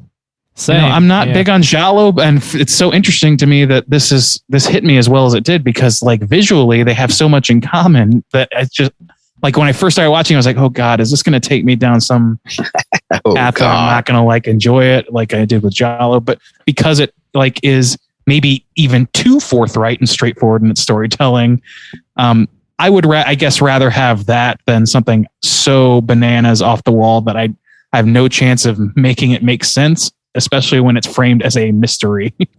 One of the unfortunate things for this cast is it would be kind of fun to do some side by sides or comparisons. Unfortunately, we haven't covered the 1931 Frankenstein. We could do some Draculas or some the Mummies or something. Like what's the differences, or how do you feel about these different movies or something like that? That would be kind of a cool concept for like one of our Halloween extravaganzas. Yeah, something like that. Like, two different eras of the similar kind of like classic monster. Something to. Yeah, we could do Dracula. We could do a triple feature. Dracula 2000 to really cap off the Dracula film. Dracula 2000, Twilight, New Dawn. Wow. So we do have an email here from Miles. This was Miles's pick, and something that we started doing this year is if you do nab one of our Patreon picks, we're asking you guys to send us a voicemail or an email with your thoughts on the movie and why you chose it and your own personal rating. So Miles sent us an email. He goes on to say, "What's up, guys? Thanks for watching another one of my picks. I really love what Hammer was doing with the horror genre from the 50s to 70s, and I'm excited to hear your guys' thoughts on the movie, which was largely responsible for that incredible run. Peter Cushing gives an all-time great horror performance in this movie, and really gives this and the sequels a lot of their appeal. From what I understand, this is the first time the Frankenstein character is portrayed as an outright villain. I think in the source material and Universal movies, he's at least somewhat sympathetic. While Cushing's Frankenstein is an unredeemable top-tier Cooter, he has more in common with H.P. Lovecraft's Herbert West, and I wouldn't be surprised if Jeffrey Combs was inspired by this performance. I suspect a lot of people will find this movie a little slow or dated in 2022, but I love the gothic atmosphere and sets in these movies, and although I don't think this is perfect, I find Hammer's horror films to be prime spooky season movies to throw on that time of year. I have to give this movie a negative point for not fully using Christopher Lee's acting skills, and this is one of the weaker Cushing and Lee pairings, but otherwise I think this is a great movie. 4 out of 5 stars. Thanks, Miles. Appreciate that. Nice. Thank you, Miles. Really appreciate you opening the door for Hammer horror for us. Yeah, for real. Yeah. I did want to mention one of my favorite, like, since I was criticizing like how they are depicting Frankenstein the monster in this, one of my favorite ones is the Penny Dreadful, where I feel like in both of those they both have like serious flaws, but in some ways they're a little redeemable, but they hate each other so much that they cause this path of destruction against each other. I think that kind of captures the essence of the OG Frankenstein. I completely agree with you, but you also have the benefit of like 3 seasons to build that over time. Absolutely. But yeah, you're right. That shit's fucking good. Yeah, really. That is one of my favorites. So with all of our scores, we're going to land with an aggregate of a 3.3. Let's go ahead and jump over into our Rotten Maters segment, see what the critics and users think about The Curse of Frankenstein. Certified fresh to death. All right, ladies and gentlemen, this is the Rotten Tomatoes segment in which these two gentlemen are going to guess with the best of their abilities what the Rotten Tomatoes critics and users aggregate score is for The Curse of Frankenstein. We're going to start with the critics, as we usually do. There are only 21, so keep that in mind when you're giving your aggregate. What percentage of those do you think were positive reviews? We'll start with Bob today. I feel like this is probably a critical darling. Not like through the roof, but like pretty high. I think I'm going to go with an 80%, please. 80 percentile. All right, Soju, how about you? Where are you falling on this? Yeah, I guess so too. I was doing some research about like some of the best Frankenstein movies, and people are putting this above like Young Frankenstein and like towards the top and stuff. I was like, what the fuck? Don't do that. Don't do that. So I don't know. What did Bob say? 80. 80. I'll take the high end with an 81. 81. Well, we got us a ringy dingy. Soju's going to take this one. It's 81 percentile. The $1. Oh, shit. Oh, let me get that. Hell yeet. If you manage to get the user score, you get to go on to the Showcase Showdown. Whoa, the showdown. Mm-hmm. All right, let's start with you this time, Soju. There are 2,500 plus audience ratings for this film. Over 2,500. So where do you think the users are going to fall on this one? I'm going to take it down just a scotch, but I'll still stay kind of high. I'll say 77. 77. Bob, how about you? I'll $1 up with a 78, please. 78. Well, this might be a first. Another ringy dingy from Soju. Holy shit. Double dingy. That's a double dingy boy today. I've never seen. I want to make this clear that I went to this man's wedding and I've never seen him this happy. Yeah, you were flailing your body around. Damn, I thought he was gonna say Bob got the ring-a-ding with a $1, like another $1 ring-a-ding. That is the cleanest sweep possible. That is a hell yeet sweep, Bob. Double ring-a-ding hell yeet sweep. I don't see how Bob's going to come back on this one. I don't think we've ever had a double ring-a-ding. No, I don't think so. A double, much less from the same person. Damn. Whoa, boys. It only took 300 and something episodes. 367. I like those odds. It'll never happen again. We'll see it again in episode 700 something. All right. There is no critics consensus because there's just too few critical reviews. So let's go with a negative review and see if it's any fun. This person says, a routine horror picture which makes no particular attempt to do anything more important than scare you with corpses and blood. Boy, this guy is just not a horror fan. It sounds like, like that guy has no idea how many people he just convinced to watch this movie. Badass. Yeah. All right. That's as good as it gets, I think, with the negative reviews. So congrats to Soju. Well played today. That's wild. Can't believe that shit. Bob, I'll give it back to you. Appreciate you. Let's go ahead and talk about some trivia. It's totally time for trivia. All right, yeah, I've got a little more trivia pulled up here for The Curse of Frankenstein.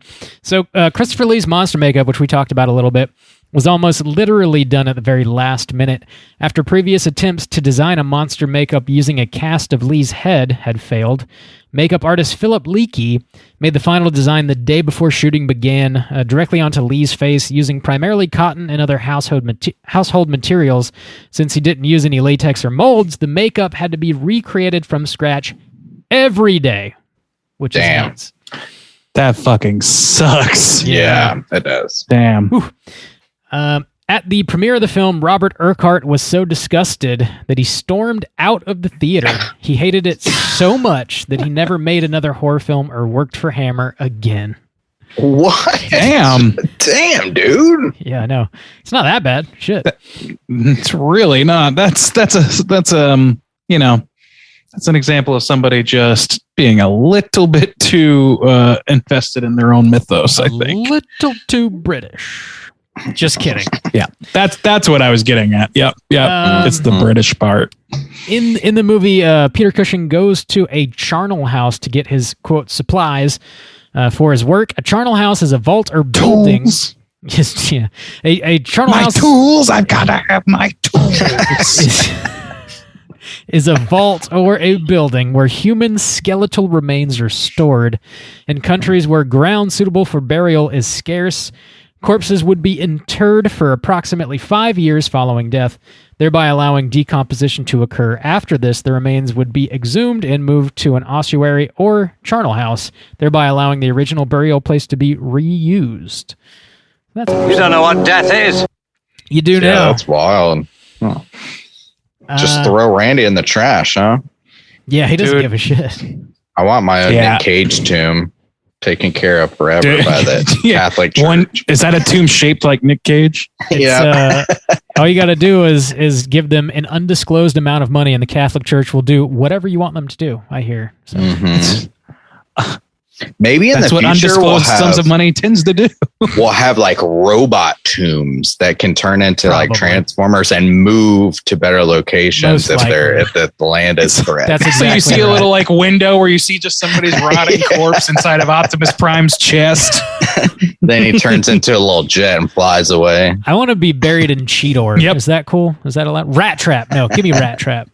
You want to be buried in Cheetos. In Cheetos. In rats. Bury me in rats. That's a... there's a new Meat Canyon Cheeto theme thing. By the way. Sure, it's Great. terrifying. I'm sure it'll make me want a Cheeto. This movie had such tremendous financial success, it reportedly grossed more than 70 times its production cost, which is nuts. The original theatrical release... there was a brief shot depicting the prop head being dissolved by the acid. The shot was cut and replaced with a quick shot of Frankenstein's face as the bubbling sound plays.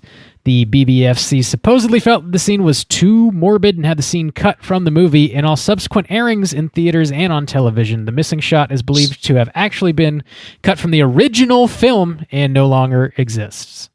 What a bunch of prudes. Right. Can't even watch a skull dissolve. Just watch the skull. Just watch it dissolve. Just watch the fucking skull. Just chill. This is the last bit I have here. So, unlike the Universal Frankenstein series in the 1930s and 40s, in which the character of the monster was the recurring figure, while the doctors frequently changed, it is Baron Frankenstein that is the connective character throughout the Hammer series, while the monsters change. Peter Cushing played the Baron in each film except for The Horror of Frankenstein, which was a remake of the original The Curse of Frankenstein, done with a more comedic touch. Interesting. I want to see that. Yeah, I kind of do too. Cushing went on. So I guess he doesn't die? Or do they just... I don't know. I haven't seen the other ones. But you don't see him die. You just see a guillotine. He stars in The Revenge of Frankenstein, The Evil of Frankenstein, Frankenstein Created Woman, Frankenstein Must Be Destroyed, The Horror of Frankenstein was the one without Peter Cushing, and then lastly, Frankenstein and the Monster from Hell. So that's the whole shebang. Oh, yeah. That's all I got. Shebang. Shebang. Oh, baby, shamoo, shamoo. She floats Copyright like a cooter strike. and stings like a bee. It's time for Cooter of the Week. Straight chillin'. Cooter of the week.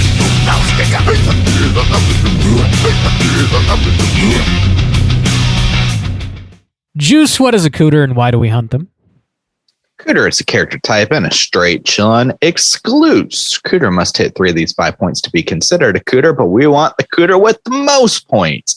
The 5 points of cooterdom are sexual deviance, manipulation, smug arrogance, overall look and attire, and overall patheticness. Boys, I think we got ourselves a cooter this week. It's Miles. Ooh, it's fucking Miles. Whoa. Oh, wow. Whoa. Wow. Just kidding. I think we all know who it is. It's Yeah, man. Frankenstein. Bam. Nobody in this movie or in recent episodes that I can think of quite lives up to the Cooter title like Victor in this one. He even hits sexual deviance. Yep. Oh yeah. He does. So one, he's like brings this he's cousin fucking, He's and a cousin two, wrecker. Cousin wrecker 6. Cousin Wrecker. I'm gonna wreck you, cuz. That's a good bump right there. Oh yeah, that's a great one. You need to pull that one. Do your thing, cuz. Do your thing, cuz. But yeah, so he's sleeping around with the help, of course, old Justine. Yep. So he's definitely got that on lock. He's promised his hand in marriage to the maid, and when she tells him that she is pregnant and he can't marry this other woman, he laughs in her face openly. Yeah, He's like, you and then fool. suggests that she just fucked every guy in town and that it's probably one of their kids. What? Also a piece of manipulation shit. too in that same Yeah. situation Oh of my- like, that's I'm gonna marry you or whatever. It's like, damn, dude, you don't have to definitively do that gaslighting. shit. Yeah. Oh God, he is a Damn. bastard man for sure. So The only sexual thing that- deviance, manipulation. Yeah, manipulation, smug arrogance. Arrogant. Wow. Yeah. As fuck. Yeah, Wow. for sure. Now here comes the harder parts, though. Mhm. I think that he's a pretty well dressed man myself. There was Look and one thing attire. that kept bothering me. I don't know if it's going to necessarily lead to being a cooter, but dude's got like this white ass suit on and it, like just rubs blood all over. Dude, I noticed that too. I was like, why are you doing that? Pick I a black chalk that up to suit, being if nothing a rich piece of shit who Yeah. loves Yeah. corpses. So, Yeah, He's It's got like, another God one. Damn, He doesn't care. yeah. He It's really doesn't. white. I felt bad for the whoever's like doing the costumes though, because that shit's not coming out. No. This is not coming out. Yeah, it's like, dude, come on.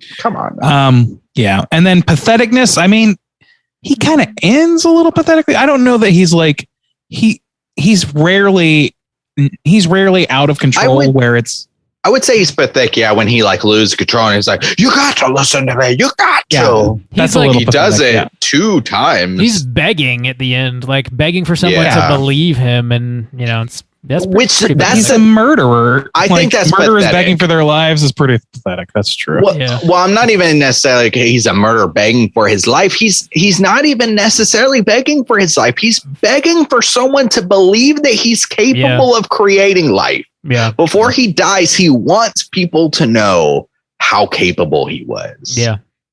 Yeah, Pathetic. that's true. Pathetic as fuck.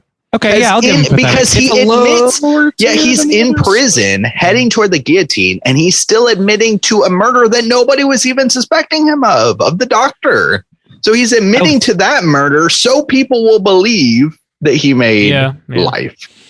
Yeah, that's true. That's true. 4 out of 5. Pathetic, easily. Yeah. So Yeah. definitely Book solid. his ass. I don't think got him. like there's no one else, Book right? that Nobody. ass. No, there's no one like, I don't think so. no. You find Mother Cooter when you book that ass up. That's terrible. I hate it. I hate it. That's there. Let's just let's sit on that for a second. Let's just let that soak in. Oh boy! All right, Oh yeah, we all soaked in it. we got All right. we Yep. got our Cooter. Thanks for soaking in my shit water with me. Baron von Cooterstein. All right, let's let our hair down. We're chilling out, relaxing, maxing all cool, talking about what we've been watching outside of school. Let's do it. Hey gang, what you been watching? What a week to choose that reference. Okay. You guys are on point. Why? What happened? Yeah, if something happened, I don't know about it. Maybe I don't want to know. From Fresh Prince of Bel-Air. I mean, Yeah. They're bringing recent it back, events. apparently. Unavoidable events. That was a couple weeks ago. that's- Come on, yeah, Randy. that's fine, that's Don't make it fine. seem All right, like that's something fine. just happened today. Come Yeah, on. that's now. what I thought. I was like, We're in a new Oh age. my god! Things Methinks the happen ladies fast. doth protest too much. Randu, what you been watching?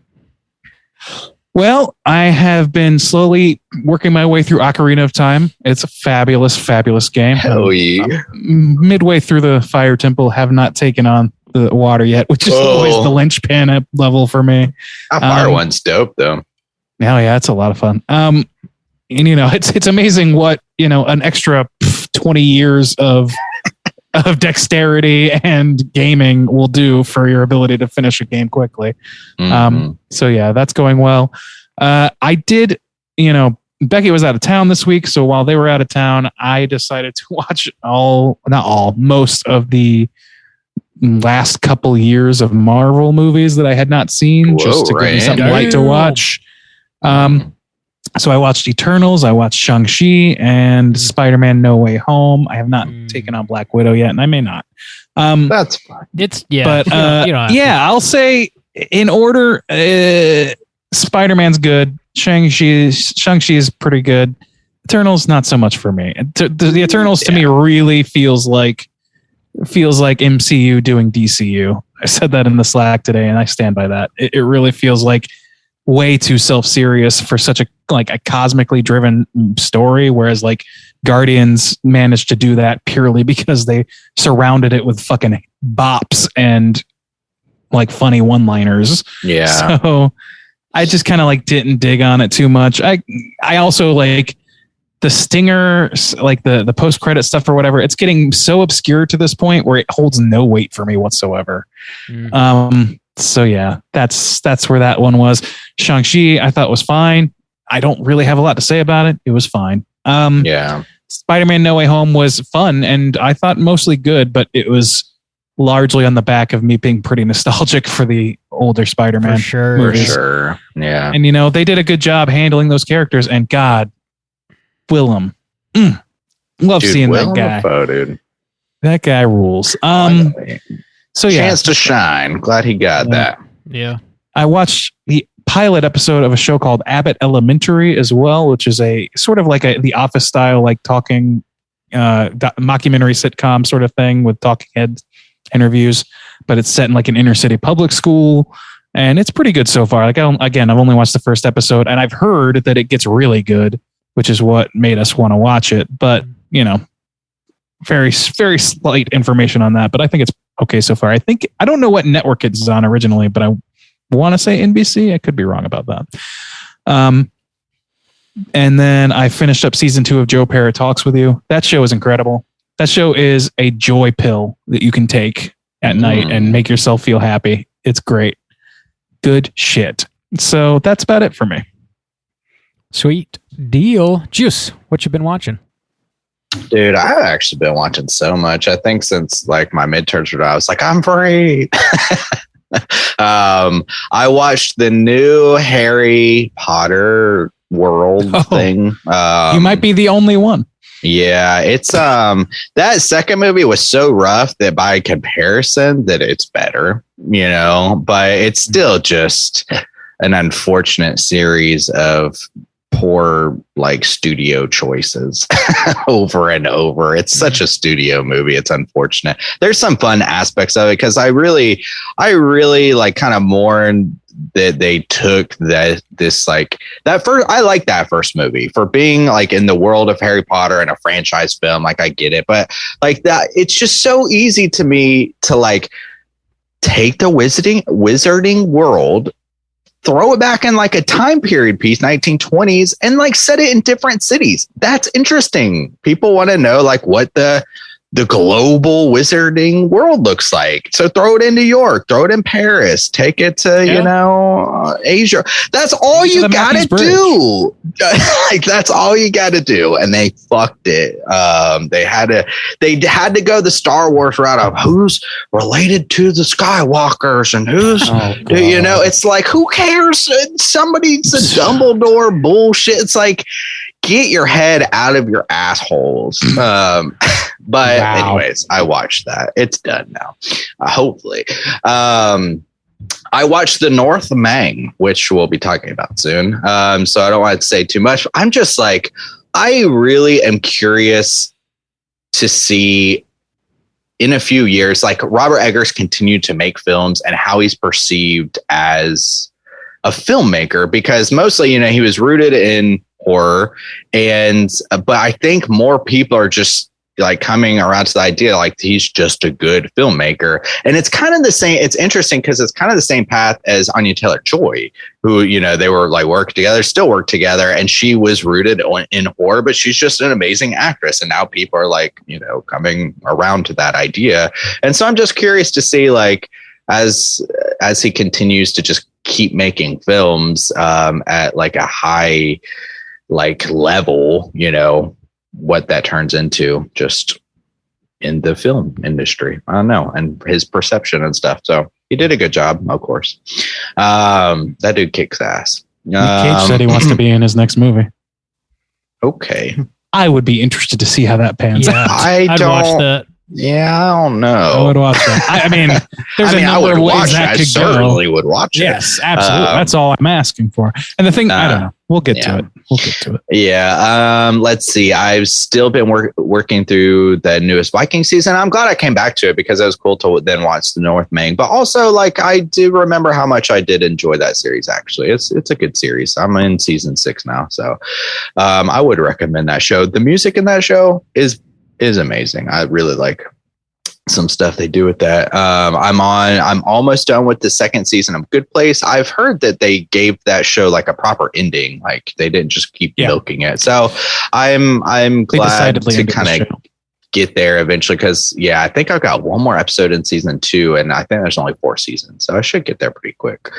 And leading up to Friday the 13th next month, I've been watching some Friday the 13th. So I went back and I did 1 and 2 part of 3. I got to finish 3. So I won't comment on 3 yet. 2 was not as good as I kind of held in my mind. He's not the Jason we know. He's not hulking, he's standing on a chair at one point to hide his feet. Like he's got these little schemes and he's kind of just this dude wandering around the woods. I was like, oh yeah. I don't know. It really is quite different than, the part 6s and the as crazy as it gets. Jason isn't like Jason until like part 4, really. Yeah. Like everybody thinks of Jason. He's like really comes into play in part 4. He's not a zombie, and that's wild. That's pretty wild. Yeah, because he's just a dude in overalls. I mean, he's more than just a dude, but he's a man, baby. But it was so it didn't hold up as well, but it's still good. It's a still fun summer time. It's one of the best, like going to summer camp or people at summer camp on the lake and stuff. I like that vibe, of course. And as the weather gets hot, it's very appropriate. So I'm looking forward to getting more into the Friday the 13th franchise over the next few weeks. I think that's all I've been watching. Bob, what you been watching, my guy? Man, after I watched Dracula 2000, I was like, you know what I got to watch next? Queen of the motherfucking Damned. Damn, Bob, you do not value your time. It's better than Dracula 2000. Damn. So that's good. It's still pretty bad. It's also like, it's called Queen of the Damned, and like there is like a vampire queen in it for sure, played by Aaliyah. But like, it's not really her story at all. She's kind of like a side character. It's about this like shirtless dude with Jonathan Davis's voice. And his character is not interesting whatsoever. It's really kind of just like a commercial for like, I don't know, new metal kids to go buy this like soundtrack. Really, like, hey, you like this bullshit? You like Jonathan Davis? Go buy this soundtrack that we're putting out. And Jonathan Davis has like a really small cameo in it. It's a weird vibe. It's a very weird movie. It is very weird. We need to cover that shit. Probably should. Yeah. And like the way the vampires, like the effect that they use when the vampires are moving very quickly is this strange, like frame skippy effect that makes it look like they're almost moving super slow instead of super fast. It looks comical. It was a terrible choice. I don't know why they did it. That movie was the inspiration for movies that you would hate poll picks, because I was like, we got to find a way to try to make Randy watch this movie. Yeah. Get a Randy rant. Yeah. Dude, it's prime for that is my go-to movie for what movie would Randy hate the most. It's the Queen of the Damned. Queen of the motherfucking Damned. Anyway, that was sort of a blast from the past. Other than that, I started watching season 3 of Atlanta because it finally came back. That show has been on hiatus for like 4 years, I want to say, since season 2 Long concluded. It's great so far. I've only seen, I think, 3 episodes of it, and it's still got like kind of these creepy horror beats sprinkled throughout it. It's definitely not like a horror show, but it's got like elements of that in it, which is really interesting. Like the season starts off with almost like a creepy folk tale. Like it's an interesting way to start the show. And then they kind of, they're abroad, they're in Amsterdam, like touring and stuff. And they come across some pretty wild characters, and it's funny and got layers, got a lot of layers. There's a lot to unpack with that show. Donald Glover is taking his gloves off for sure. There's a lot going on. Good shit so far.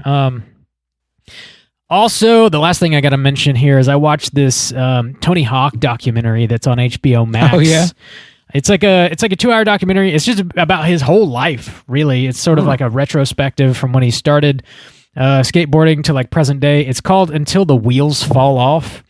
I didn't know a whole lot about Tony Hawk other than like, when his video games started coming out, and like, that's, middle school for us anyways. And like from then on, but there was like so much more that happened before that I didn't know about that was really interesting. And he gets into his personal life a little bit.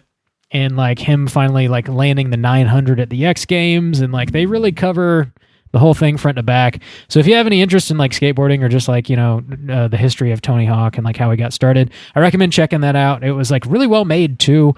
And that's on HBO Max if you want to check that out. That's really all I've been watching. Yeah. Well, all right. We got. They've been kicking out those like '90s kids documentaries because the Alanis Morissette one came out and shit. This is our last gasp at relevance, boys. Woodstock 99 documentary. Yeah, they've been the Nickelodeon Orange Room or whatever that shit's called. I guess I got another 10 to 12 years before they start, exploiting my childhood heroes. I gotta take a dump. I gotta take a dump. We got one more segment to get into, and that is, of course, our Hotline Screams. Hotline Scream.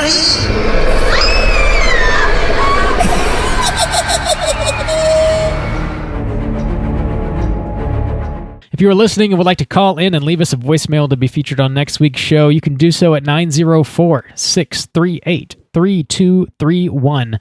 We have one voicemail this week. We're going to hear from our buddy Jack. Let's hear what he has to say.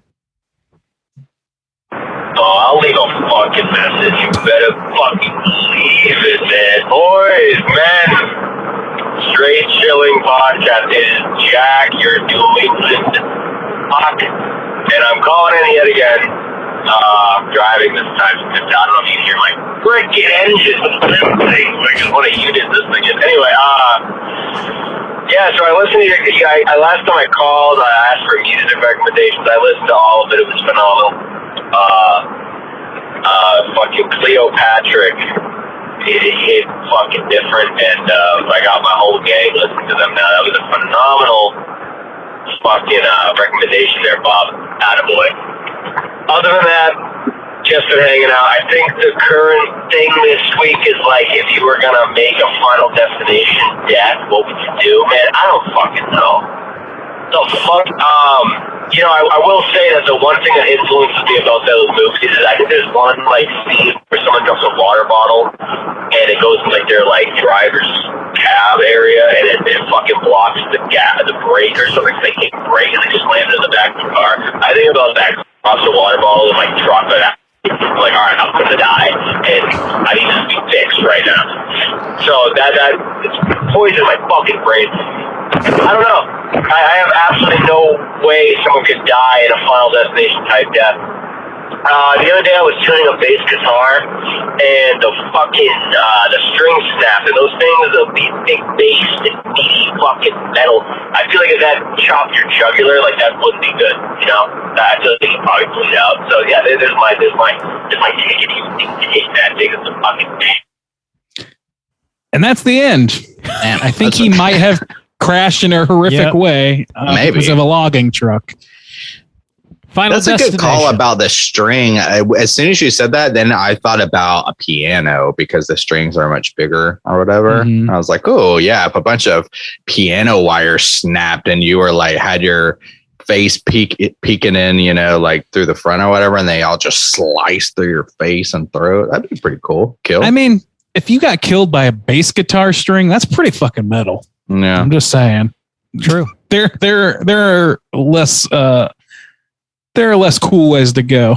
Hump that I used to be super forever. paranoid for a while about pumping gas. So if like some kind of like gas tank exploded while you were trying to get gas or something.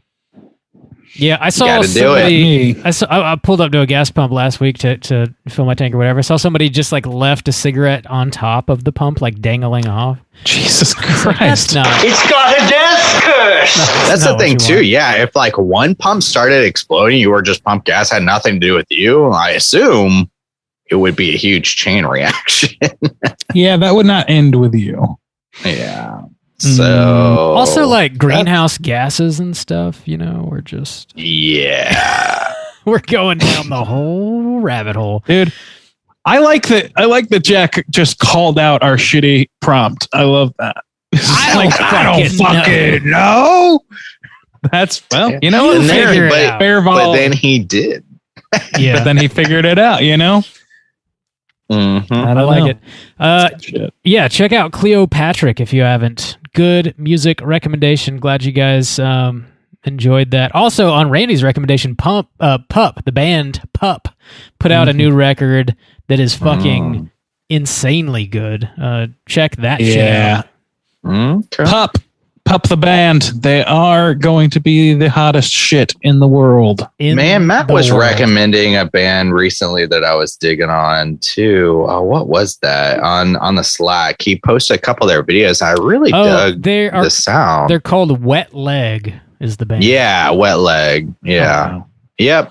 I would say Wet Dream. He posted a couple in this. So I was digging on that sound actually. Which band? Sorry, you cut out for a second. Wet Leg. Oh, okay. Oh, so okay. So I will say that Matt has been recommending on the Slack Wet Leg recently. The leg is I don't know wet. if I cut it. Wet leg. Yeah, I got me a wet leg. Couple other music recommendations for you. I have a prompt I'd like to throw out for next week that's kind of related to the Curse of Frankenstein. Not the Nazi wives one? No, in addition... Would you bang Nazi wives? For freedom. In addition to the sauerkraut sliders conversation. It's a very limited conversation for just white men, by the way. True. I think we all pretty much mentioned that Hammer Horror is a bit of a blind spot. None of us are like super familiar with it, but if you guys have a Hammer Horror movie recommendation you think we should check out, call in and let us know about it. We'd like to hear. Yeah, I'll take that for sure. Anything else y'all want to pose? Nay. What is it, Randy? No, it's nay in the English sense, of course. I see. We're not in fucking Korea, bro. Well, one of us is. One of us is. Fact. Nay. I checked it, and that's factual. One of us is in Korea. Call in and leave us your voicemails at 904-638-3231. That does it this week for us. It's Straight Chilling. Again, thanks to Miles for picking the flick. We're going to be back next week with a brand new show. We're going to be talking about that brand new Robert Eggers hotness, The North Mang. Oh, God, yes. Come with me.